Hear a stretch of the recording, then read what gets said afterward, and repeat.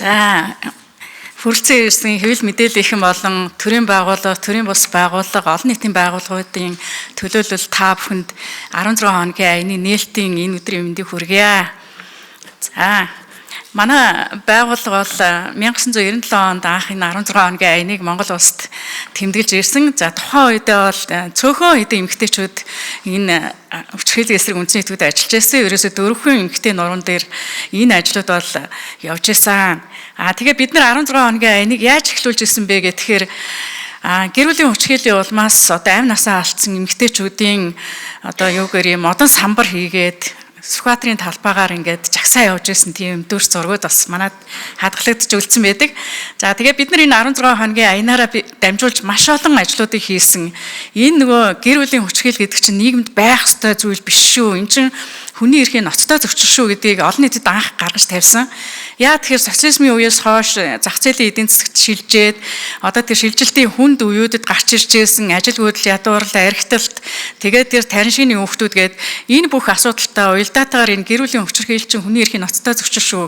Энэ асуудал маш их одоо хүн дээр манай нийгэмд илэрчээсэн учраас энийг нөгөө анх ингэж гаргаж ирчихсэн. Тэгээд энэ 16 хоногийн аяныхаа түүхэнд бид нар олон зүйлийг туулсан л да. Жишээлх юм бол гэр бүлийн хүчирхийлэлтэд тэмцэх 2004 оны хуулийг анхны хуулийг 16 хоногийн аянаараа дамжуулж шийдвэр гаргагч нараас дэмжлэг авч ээж энэ хуулийг анх батлуулж ирсэн.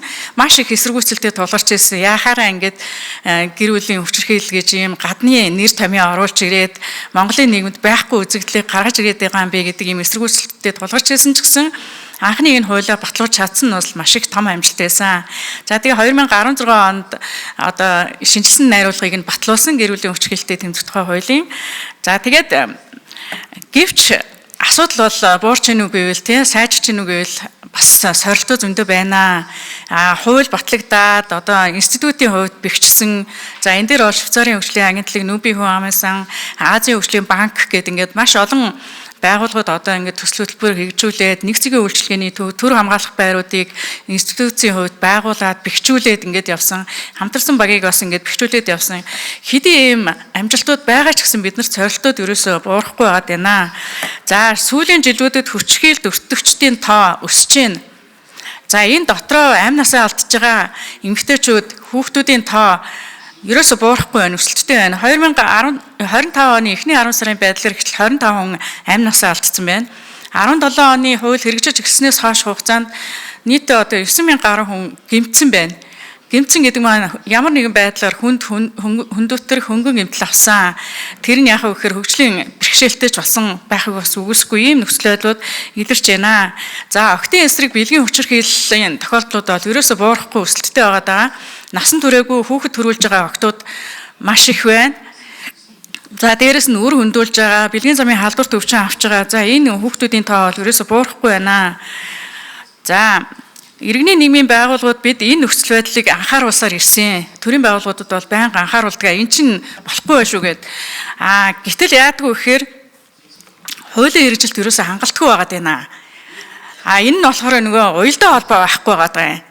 Тогтолцооныхоо хувьд бид нар хуулиа батлуулсан мөртөө ерөөсөө яг нэгдсэн бодлогоор зангидсан юм байхгүй байгаа. Салангад энэ тэнд арга хэмжээнүүд явагддаг, төслүүд хэрэгждэг ч гэсэн үр дүн нөгөө яг нэгдмэл биш байгаад байна. Сайн гарч ирж чадахгүй байна гэд. За зарим хамгаалах байрнууд санхүүжилтгүй ажиллаж байна. Тогтвортой байдлыг эрсдэлтэй байна. Жишээлх юм бол төрийн бусны байгууллагуудын хамгаалах байр. За энийг би өөрийнхөө байгууллагын хамгаалах байран дээр ярил л да. Одоо та бүхэн очиод үзсэн ч гэсэн манай хамгаалах байр дүүрэн хүнтэй байж байгаа. Хүүхдүүдэд дагуулад ирсэн. Одоо энэ өвөл болохоор айгүй хачаал нэмэгддэг юм л да. 100 бол одоо хүмүүс чинь энэ тэнд очиод хончдаг, гадаа ч гэсэн хамаагүй хончдаг. Гэтэл өвөл болохоор очих газар байхгүй хүмүүс заавал хамгаалах байр барааддаг. Гэтэл өнөөдөр хамгаалах байрууд яаж ийм вэхээр хүүхдийг нь аваад ээжийг нь явуулчихж байна. Яа тэгэхээр хүүхэд зардалтай ээж нь зардал байхгүй. Тэгээд ээж хүүхдтэй ингээд салгаж байгаа эн чинь эргээд нөгөө хүний хүүхдийн эрхийн зөрчлийг бас бий болгоод байгаа энэ асуудлууд байна. Тэгээд тогтвортой санхүүжилт байхгүй байна, олдохгүй байна. Олон улсын байгууллагуудаас гуйж төөж явж нэг жоохон санхүүжилт босгож байна. Дээрэс нь одоо дотоодын гадаадын компаниудыг бас бид нэр гуйж ээж нэг хэдэн төгрөг олж хоол хүнс энэ цалин мөнгийг ингээд зарцуулж байна. Тэгэхээр зэрэг бид нар энэ дээр төрөөс бас анхааралтай аваач энийг. Энэ асуудлыг авахгүй бол болохгүй. За хохирогч хамгаалах үйлчилгээний тогтвортой байдлыг хангах бол маш чухал байгаад байна. Нэгт, хоёрт нь урьдчилан сэргийлэх ажлыг ганц байгууллага биш нийгмээрээ оролцох. Энэ сэдлийг бол гаргаж тавих хэрэгтэй. За энэ дээр бол нөгөө соёлын яамны оролцоо маань аягүй хангалттай байгаад байна. Соёлын яам, боловсролын яам, эрүүл мэндийн яам. За энэ яамдуудын оролцоо маш чухал байгаа. Тэр байтугай нөгөө шашны байгууллагууд хүртэл энд оролцоход бол одоо нөлөөлөх маш өргөн боломж гэж бас харж байгаа. За Азийн сангийн дэмжлэгээр манай байгууллага энэ технологи ашиглан үйлдэгдсэн гендер суурьсан хүчирхийллийн энэ судалгааг бол хийлгэсэн байгаа. За энэ судалгааны үр дүнгээ бид нар олон талт хилцүүлээд хүний эрхийн үндэсний комисс тайландаа ингээд тусгаад ингээд арга хэмжээнүүд ингээд аваа явж байгаа. За энэ чиглэлийн энэ шин төрлийн энэ гендер суурьсан хүчирхийллийн хэлбэрүүд бас нэлээд их бүртгэж байна. Тэгээд мөрдөн шалах ажиллагаанд очихоор мөрдөн байцаалтын шатанд ихэнх нь хэрэгсэхгүй болчиход байна. Цаашаа явахгүй байна. Тэгэхээр бид нар хууль эрх зүйн орчноо маш тодорхой болгохгүй бол илүү хор хөнөөлттэй, илүү үр дагавартай энэ үйлдэлүүд нь хуулийн гадна үлдчихэд байна. Хариуцлага хүлээхгүй үлдчихэд байгаа. Энийгээ бид нар бас цэгцэх зайлшгүй шаардлага байна гэж үзэж байна. За тэгээд 1991 оноос манайх бол энэ цагаан тууцны аяныг зохион байгуулж ирсэн байж байгаа. За цагаан тууцны аян бол дэлхийн 60 гаруй орнд хэрэгждэг. За энэ бол ирчүүд хөвгүүд өөртөө хүчирхийлд өгөө гэж хэлэх соёлыг бүрдүүлэх зорилготой.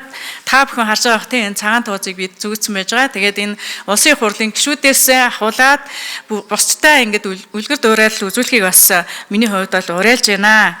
За тэгээд энэ цагаан тууцны аян маань болохоор хариуцлагатай хүчирхийлэлгүй харилцааг түгээх юм зорилготой. Эрүүл харилцааг манай монголчуудын хувьд бол зарим нь бол ерөөсөө мэдэхгүй байгаа. Гэр бүл дотроо маш их хараал хэлдэг, архитаар суудаг, хоорондоо эв зүгээр хайрцаж ерөөсөө чаддаггүй. Ямар нэгэн маргаантай зөрчилдөөнтэй асуудлаа заавал хүч хэрэглэж шийдэх ийм нэг соёл байгаад байгаа учраас энэний эсрэг бид нар бас олон нийтийг соён гэгэрүүлэх энэ ажлуудыг бол хийдэг байх шаардлагатай байна. За тэгээд хүчирхийллийн эсрэг дуугардаг, оролцдог ирчүүдийн сүлжээг бий болгох зорилготой.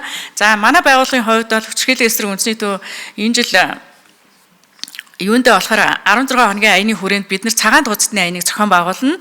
За энэ цагаан тууцны аяныг болохоор зэрэг ирчүүд олноороо ажилдаг байгууллагууд, олноороо суралцдаг энэ сургуулиуд дээр бид нар явуулдаг. За тэгээ олон нийт олноороо цугладаг, зах гэх мэт үйлчлэгээний газруудаар бас энэ цагаан тууцны аянаас сурталчлаад явдаг. За тэгээд энэ жилийн аян зөвхөн нөгөө 16 хоногийн л ажил биш байгаасай 360 хоногийн турш үргэлжлээсэ гэсэн ийм хүлээлттэй байна. За бүх ирчүүд хөвгүүд хамтран оролцохыг, хүчирхийллийг төвчгүй соёлыг бий болгоход хувь нэмрээ оруулахыг бас хүсэж байна. За тэгээ хохирогчдыг дэмжих, хамгаалах үйлчилгээний чанар хүртээмжийг сайжруулахад төр хувийн хэвшил олон нийтийг хамтран зүтгэхийг уриалж байна. За тэгээд хүчирхийлгүй ирээдүйн төлөө нэгдээ хамтдаа